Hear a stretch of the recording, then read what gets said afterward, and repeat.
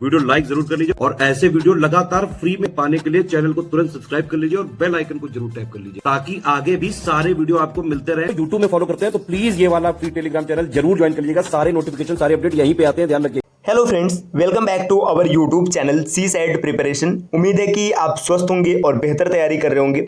दोस्तों, आज की इस वीडियो में हम लोग RO ARO री एग्जाम के लिए प्रैक्टिस सेट नंबर 7 का डिस्कशन करेंगे। इससे पहले की वीडियोस में हम लोगों ने 6 टेस्ट का डिस्कशन कर रखा है। अगर आपने नहीं देखा है तो आप प्लेलिस्ट में जाकर जरूर देखेगा।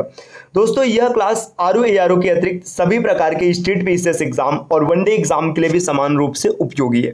तो चलिए दोस्तों, शुरू करते हैं अपने आज की इस महत्वपूर्ण क्लास को। इससे पहले कुछ जरूरी सूचना, अगर आप टीम के पेड कोर्सेज से जुड़ना चाहते हैं PCS के कंप्लीट प्रिपरेशन के लिए, तो आप इन दिए गए नंबर पर कॉल या व्हाट्सएप करके टीम के पेड कोर्स से जुड़ने की प्रक्रिया समझ सकते हैं। इसके अतिरिक्त यहाँ पर ज्ञान सर का व्हाट्सएप नंबर दिया गया है, तो व्हाट्सएप के माध्यम से भी जानकारी प्राप्त कर सकते हैं। दोस्तों, अगर आप आज के दिन अर्थात 31 मई को प्ले स्टोर से स्टडी फॉर सिविल सर्विसेज का एप्लीकेशन इंस्टॉल करते हैं और एप्लीकेशन के माध्यम से किसी भी कोर्स को ज्वाइन करते हैं तो आपको 50% का डिस्काउंट मिलेगा। इसके लिए आपको कोड अप्लाई करना है ज्ञान सर। ये ऑफर सिर्फ 31 मई तक वैलिड है, इसके बाद ये ऑफर काम नहीं करेगा। तो दोस्तों, आज लास्ट डेट है, आप जिस भी एग्जाम की प्रिपरेशन कर रहे हैं उसके कोर्सेज को जरूर ज्वाइन कीजिएगा। चलिए अब बढ़ते हैं प्रश्नों की ओर। यहाँ पर पहला क्वेश्चन दिया गया, निम्नलिखित संख्या श्रृंखला में कौन सा विकल्प प्रश्नवाचक चिन्ह को प्रतिस्थापित करेगा। यहाँ पर कुछ संख्याएं दी गई हैं, 3, 11, 38, 102, 227 और क्वेश्चन मार्क। आपको बताना है कि क्वेश्चन मार्क की वैल्यू क्या होगी। देखिए, यहाँ पर दिया गया 3 के बाद दिया गया 11 है ना, इसमें डिफरेंस है 8 का। 11 के बाद है 38, इसमें डिफरेंस है 27 का। 38 के बाद है 102, डिफरेंस है 64 का। इसके बाद डिफरेंस है 125 का। देखिए, अगर आप इन डिफरेंसेस को देखेंगे तो आपको पता चलेगा 8 को आप लिख सकते हैं 2 का क्यूब, 27 है 3 का क्यूब, 64 है 4 का क्यूब, ये है 5 का क्यूब। तो नेक्स्ट हो जाएगा 6 का क्यूब, 6 का क्यूब अर्थात 216। 227 में 216 अगर आप जोड़ेंगे तो देखिए 200 और 200 हो जाएगा 400। 27 और 16 अगर देखा जाएगा तो 43 आ जाएगा। तो 443 इस क्वेश्चन का एग्जैक्ट आंसर बनेगा। विकल्प 20 प्रश्न का उत्तर सही होगा। अब आते हैं अगले क्वेश्चन पर। अगला क्वेश्चन यहाँ पर क्या दिया गया, देखिए प्रश्न संख्या 2, इसमें दिया निम्नलिखित में से कौन सा विकल्प प्रश्नवाचक चिन्ह को प्रतिस्थापित करेगा। आपको बताना है कि कौन सा विकल्प यहाँ क्वेश्चन मार्क के स्थान पर आएगा। देखिए क्या दिया गया, CFZ। अगर आप और आगे बढ़ेंगे तो यहाँ पर दिया गया EGX और नेक्स्ट अगर देखेंगे तो HIU दिया है। इसी तरीके से JL और S है। Next MPP। आपको बताना है यहाँ पर क्या है। देखिए, लेटर्स के प्लेस वैल्यू की बात करेंगे। C की प्लेस वैल्यू होती है 3, E की प्लेस वैल्यू होती है 5, 2 का डिफरेंस है। H की प्लेस वैल्यू होती है 8, तो यहाँ पर फिर से 3 का डिफरेंस आ गया। नेक्स्ट J की प्लेस वैल्यू है 10, मतलब 2 का डिफरेंस है। आगे अगर बढ़ेंगे तो M की प्लेस वैल्यू है 13, मतलब 3 का डिफरेंस है। देखिए 2 3 2 3, अगर इस सीक्वेंस में आगे बढ़ेंगे तो फिर से 2 का डिफरेंस आएगा। 2 का डिफरेंस मतलब M के बाद 2 का डिफरेंस लेंगे तो 15 अर्थात O आएगा। देखिए, जैसे पहला लेटर O होगा तो यहाँ से विकल्प B और विकल्प D एलिमिनेट हो जाएगा। अब हम लोग दूसरे लेटर को देखते हैं। F की प्लेस वैल्यू है 6, G की है 7, है ना। देखिए यहाँ पर ये 6, ये है 7, ये है 9, 9 के बाद 12, 12 के बाद 16। आपको आसानी से दिख रहा होगा, 6 में 1 जुड़ा है, 7 में 2 जुड़ा है, 9 में 3 जुड़ा है, 12 में 4 जुड़ा है। तो 16 में 5 जोड़ेंगे, 16 में 5 जोड़ेंगे तो 21 मिलेगा। 21 होता है U की प्लेस वैल्यू, तो OU अगर आप देखेंगे तो सिर्फ विकल्प A में दिख रहा है, अर्थात A इसका उत्तर बन जाएगा। तो दोस्तों, आपको तीसरे लेटर की वैल्यू निकालने की आवश्यकता नहीं, आप यहीं से आंसर को टिक कर लेंगे। सही उत्तर होगा विकल्प A। अगले क्वेश्चन पर बढ़ते हैं। प्रश्न संख्या 3 यहां पर दिया है, निम्नलिखित श्रृंखला में कौन सा विकल्प प्रश्नवाचक चिन्ह को प्रतिस्थापित करेगा। दोस्तों, आपको इसमें बताना है कि जो क्वेश्चन मार्क है इसके स्थान पर कौन सा विकल्प आएगा। तो देखिए, इसमें सीक्वेंस क्या होगा, इसको हम समझते हैं। DEB यहां पर ये इस प्रकार से लिखा गया। आगे दिया है I, J और G। इसमें अगला जो ग्रुप दिया ये दिया NOL। नेक्स्ट है क्वेश्चन मार्क और क्वेश्चन मार्क के बाद दिया X, Y और V। देखिए, अब यहाँ पे सीक्वेंस क्या चल रहा है। D की प्लेस वैल्यू है 4, I की प्लेस वैल्यू है 9, N की प्लेस वैल्यू है 14। यहाँ पर इसकी प्लेस वैल्यू हम फाइंड नहीं कर सकते और X की प्लेस वैल्यू है 24। देखिए सीक्वेंस क्या चल रहा है, यहाँ पर 4 से 9 हो गया मतलब +5 है। 9 से 14 फिर से +5 है। अब 14 में अगर +5 करेंगे तो आपको 19 मिलेगा और 19 में +5 करने पर फिर से 24 मिलेगा। तो 19 अगर बात करेंगे तो 19 प्लेस वैल्यू होती है एस की। अगर एस की प्लेस वैल्यू 19 है मतलब या तो विकल्प बी सही होगा या तो सी सही होगा, डी और ए उत्तर में शामिल नहीं हो सकते। इसके बाद देखिए ई की प्लेस वैल्यू है 5, जे की प्लेस वैल्यू है 10, ओ की प्लेस वैल्यू है 15, तो टी की प्लेस वैल्यू हो जाएगी 20।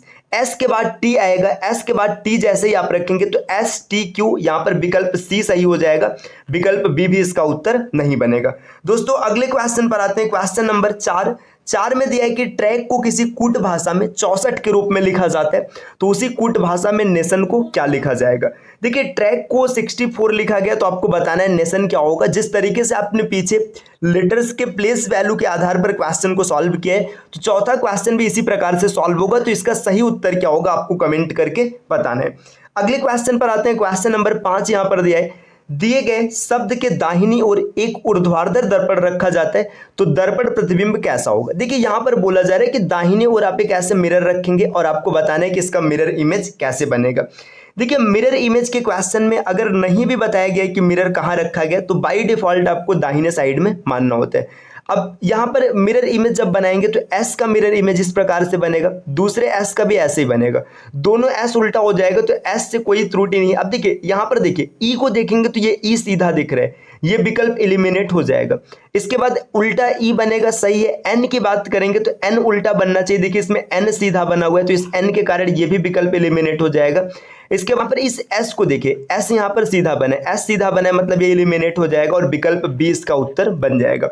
मिरर इमेज के क्वेश्चन में अगर कोई लेटर्स दिया तो आप इसको एलिमिनेशन मेथड से भी आसानी से सॉल्व कर सकते हैं। एलिमिनेशन मेथड का मतलब है कि आप देखिए कौन कौन से ऐसे लेटर्स हैं जो सीधे दिए गए। देखिए ई सीधा दिया गया था, मिरर इमेज में सीधा नहीं बन सकता तो ये विकल्प यहाँ एलिमिनेट हो जाएगा क्योंकि उत्तर नहीं बनेगा। एन सीधा दिया गया तो ये भी एलिमिनेट हो जाएगा और यहाँ पे एस सीधा दिया गया तो ये एलिमिनेट हो गया। 3 के एलिमिनेट होने के बाद 1 बचा है तो यही उत्तर में शामिल होगा। अगले क्वेश्चन पर आते हैं, क्वेश्चन नंबर 6 दिया है, निम्नलिखित समीकरण को किन 2 चिन्हों तथा किन 2 संख्याओं का एक दूसरे से प्रतिस्थापन किया जाए ताकि समीकरण सही हो जाए। यहां पर एक इक्वेशन दिया गया, अब इसमें आपको बताना है कि किन 2 को चेंज करने पर आपका उत्तर सही बनेगा। ऐसे क्वेश्चन हिट एंड ट्रायल के बेसिस पर सॉल्व होते हैं, मतलब आपको एक एक विकल्प को रखकर चेक करना पड़ेगा। तो चलिए हम लोग विकल्प डी से शुरुआत करते हैं। इसमें ये आपके ऊपर, आप ए से बी से सी से डी से कहीं से भी शुरुआत कर सकते हैं, इसमें कोई बाउंडेशन नहीं कि हम डी से शुरुआत कर रहे हैं तो आप भी डी से करिए। हाँ बस डी से इसलिए शुरुआत कर रहे हैं क्योंकि यहां पर मुझे लग रहा है कि डी इसका सही उत्तर बन जाएगा। पहले ऐसे समझिएगा कि गुणा और भाग इसको एक्सचेंज करना है, 12 और 4 को एक्सचेंज करना है तो लिखेंगे 63 है ना, यहां पर 63 दिया है। देखिए ये भाग का साइन है तो यहां पर आपको गुणा लगाना है, लिखेंगे गुणा 2। इसके बाद आगे प्लस है तो कोई दिक्कत नहीं, +8 और इसके बाद देखिए क्या है, यहां पर है गुणा का साइन बना है तो गुणा का साइन बना है तो इसके स्थान पर आप लगाएंगे भाग का साइन। अब 12 की जगह पर आप लिखेंगे 4 और प्लस में 4 की जगह पर लिखेंगे 12 और माइनस में 40 और इसी क्वेश्चन को सॉल्व करेंगे तो आपको 100 मिलेगा। 63 दूना 126 और प्लस यहाँ पर इसका भाग करेंगे तो आपको मिलेगा 2 है ना, फिर प्लस 12 और माइनस में 40। देखिए अगर इन सबको जोड़ेंगे तो 140 हो जाएगा और 140 में से अगर आप 40 को घटाएंगे तो आपका आंसर आ जाएगा 100 जो कि यहाँ पर दिया गया। तो विकल्प डी इस क्वेश्चन का उत्तर बन जाएगा। अगर हम लोग ए से शुरुआत करते तो 4 बार हमें चेक करना पड़ता। एग्जाम में आपके पास कोई विकल्प नहीं, आपको रख के एक एक विकल्प को चेक करना पड़ेगा तभी आपको इसका उत्तर मिलेगा। अगले क्वेश्चन पर आते हैं दोस्तों, प्रश्न संख्या 60 दिया है, विकल्पों में से अक्षरों का कौन सा समूह निम्नलिखित श्रृंखला के प्रश्न चिन्ह के स्थान पर प्रतिस्थापित होगा। देखिए जैसे आपने स्टार्ट का क्वेश्चन नंबर 2 और 3 किया है, सेम उसी बेसिस पर यह भी क्वेश्चन बनेगा तो इसका भी आंसर क्या होगा आपको कमेंट करके बताना है। अगले क्वेश्चन पर आते हैं, क्वेश्चन नंबर 8 दिया है। 8 में क्या दिया, किसी फोटो में एक औरत की ओर इशारा करते हुए एक आदमी कहता है उसकी पत्नी की सास की इकलौती पुत्री है, औरत का आदमी से क्या संबंध है। देखिए एक फोटो में औरत की ओर इशारा कर रहे हैं और आदमी क्या कहता है कि वह उसकी पत्नी, देखिए यहां पर आदमी है ना, आदमी की पत्नी है, ठीक। आगे क्या बोल रहे हैं, पत्नी की सास। देखिए पत्नी की सास हो जाएगी, मतलब देखिए पत्नी की सास कहने का मतलब क्या है, ये इस व्यक्ति की माँ हो जाएगी है ना, इसकी माँ कि इकलौती पुत्री है। इकलौती पुत्री मतलब इसकी बहन हो जाएगी, यहाँ पर बहन हो जाएगी। तो देखिए इसी के फोटो की ओर इंडिकेट कर रहा है। फोटो की ओर इंडिकेट करके आदमी क्या बोल रहे हैं कि मेरी पत्नी के सास की इकलौती बेटी है, मतलब मेरी बहन हो जाएगी। तो औरत का आदमी के साथ रिलेशन है, बहन का, सिस्टर का। विकल्प ए इसका सही उत्तर होगा। अगले क्वेश्चन पर आते हैं, क्वेश्चन नंबर 9। निम्नलिखित समीकरण के दो चिन्हों तथा किन दो संख्याओं को एक दूसरे से प्रतिस्थापन किया जाए ताकि समीकरण सही हो जाए। हिट एंड ट्रायल अप्लाई करने, आप इसको अप्लाई कीजिएगा और देखिएगा कौन सा विकल्प सही बनता है। दोस्तों ज्यादातर क्वेश्चन आपके लिए इसलिए छोड़े जा रहे हैं ताकि आप इसको खुद से ट्राई कीजिए और आपको पता चले कि आप कितने अच्छे से क्वेश्चंस को टैकल कर पा रहे हैं। देखिए ये 1 2 नहीं, हम लोग टोटल 40 सीरीज का डिस्कशन करेंगे। अभी हम लोग टेस्ट सीरीज नंबर 7 पर हैं, अभी 33 सीरीज बचा है। तो ये 40 सीरीज को टैकल करने के बाद ROARO में रीजनिंग का क्वेश्चन चाहे जिस स्टैंडर्ड का है आप उसे आसानी से टैकल कर पाएंगे।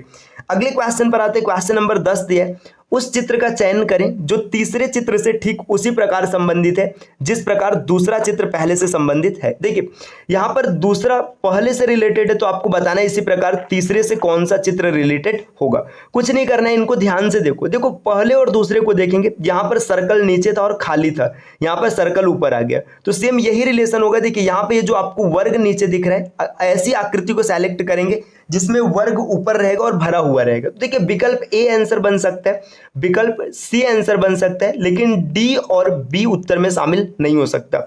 इसके बाद देखिएगा ये एरो नीचे था, यहां पर एरो ऊपर हो गया, तो इसमें जो ट्रायंगल नीचे, ट्रायंगल कहां हो जाएगा, ऊपर हो जाएगा और ऊपर के साथ साथ उल्टा भी हो जाएगा। तो यहां से विकल्प ए एलिमिनेट हो जाए क्योंकि ट्रायंगल उल्टा नहीं हुआ, विकल्प सी इसका उत्तर बनेगा। दोस्तों अगले क्वेश्चन पर आते हैं, क्वेश्चन नंबर 11। आपको एक प्रश्न और कुछ कथन दिए गए, बताइए कि कौन सा कथन प्रश्न का उत्तर देने के लिए पर्याप्त है। देखिए आपको बताना है कि इसमें जो कथन है पहला, दूसरा और तीसरा, इसमें से किन कथन का यूज करके इस प्रश्न का उत्तर दिया जा सकता है। तरुण देविका से कैसे संबंधित है आपको ये बताना है। देखिए तरुण कृष्णा का भाई है, जो तरुण है ये भाई है और किसका भाई है, ये कृष्णा का भाई है। शिवाय देविका का पति है, तो यहाँ पे इसको अलग बना लेते हैं। शिवाय पति है, किसका पति है, देविका का, ये भी सेट हो गया। आगे बोला जा रहा है देविका कृष्णा की माँ है, जो देविका है ना ये कृष्णा की माँ है। देखिए देविका क्या है, कृष्णा की माँ, तो ये इसकी माँ हो जाएगी, है ना, यहाँ पे देविका आ जाएगी। अब एक चीज ध्यान दीजिएगा, ये जो लिखा है आपने शिवाय देविका का पति है, ये बताने की नहीं आवश्यकता है, आप इन दो से बता सकते हैं। देखिए तरुण कृष्णा का भाई है, ठीक है, और जो देविका है कृष्णा की माँ है, तो आप आसानी से दो ही स्टेटमेंट पहले और तीसरे का यूज करके बता लेंगे कि जो तरुण है देविका का पुत्र हो जाएगा। तो यहाँ पे आप आसानी से इसको क्लियर कर लेंगे। तो केवल 1 और 2 पर्याप्त है इसका उत्तर देने के लिए। अगले क्वेश्चन पर आते हैं दोस्तों, प्रश्न संख्या 12 में दिए समरूप गुणों के आधार पर इन आकृतियों को 3 वर्गों में समूहित करें। आपको बताना है समरूप गुण मतलब इनमें प्रॉपर्टी एक सी होनी चाहिए। आपको बताना है इसके बेसिस पर कौन सी आकृतियां एक साथ आएंगी। देखिए आकृति नंबर 1 ये चतुर्भुज है, 4 भी चतुर्भुज है और 7 भी चतुर्भुज है। तो 1, 4 और 7 इनमें आपस में रिलेशन होगा। तो 1, 4, 7 सिर्फ एक विकल्प में दिख रहा है, तो यही उत्तर सही हो जाएगा, विकल्प ए। इसके बाद आप और भी देख सकते हैं, देखिए 2, 6 और 9 सर्कल है, तो 2, 6 और 9 सर्कल एक साथ है, बाकी बचे 3 एक साथ हो जाएंगे। अगले क्वेश्चन पर आते हैं दोस्तों, प्रश्न संख्या 13। प्रश्न संख्या 13 में क्या दिया है, रमेश शाम के समय सूर्य की ओर 30 किमी पैदल जाता है। देखिए शाम के समय सूर्य पश्चिम दिशा में होता है, तो ये इनडायरेक्ट बताया जा रहा है कि रमेश पश्चिम दिशा में 30 किमी जाता है। तो चलिए इसको चलाते, देखिए यहाँ से चलना शुरू किया, पश्चिम में 30 किमी गया। इसके बाद क्या बताएगा, इसके बाद वो बाएं मुड़ता है और 20 किमी चलता है। तो बाएं टर्न लेगा, मतलब बाएं टर्न लेगा तो इधर नीचे आ जाएगा। ये कितनी दूर चल रहा है, 20 किमी चल रहा है। इसके बाद पुनः दाएं टर्न लेता है, दाएं टर्न लेने का मतलब इधर मुड़ेगा, अब फिर से 30 किमी चलता है और अंत में यहां से क्या होता है, दाएं मुड़ करके 20 किमी आता है। तो दाएं मुड़ करके 20 किमी आ गया। अब रमेश किस दिशा में जा रहे हैं, आपको सिर्फ ये बताना है किस दिशा में जा रहे हैं, प्रारंभिक बिंदु से कोई लेना देना नहीं है। तो यहाँ पे देखिए ये किस दिशा में जा रहे हैं, उत्तर की ओर जा रहे हैं, तो इसका सही उत्तर होगा नॉर्थ, विकल्प सी। तो विकल्प सी इस प्रश्न का उत्तर बन जाएगा दोस्तों। प्रश्न संख्या 14 आपको यहाँ पे क्वेश्चन दिख रहा है, इसका सही उत्तर क्या होगा आप कमेंट करके बताइएगा। और इस प्रकार के वीडियोस आपको निरंतर मिलते रहेंगे, इसके लिए आपको CSAT प्रिपरेशन के इस यूट्यूब चैनल को सब्सक्राइब करने। चलिए दोस्तों आपसे मिलते हैं अगले वीडियो में कुछ नए कॉन्सेप्ट के साथ, कुछ नए प्रश्नों के साथ। तब तक के लिए नमस्कार।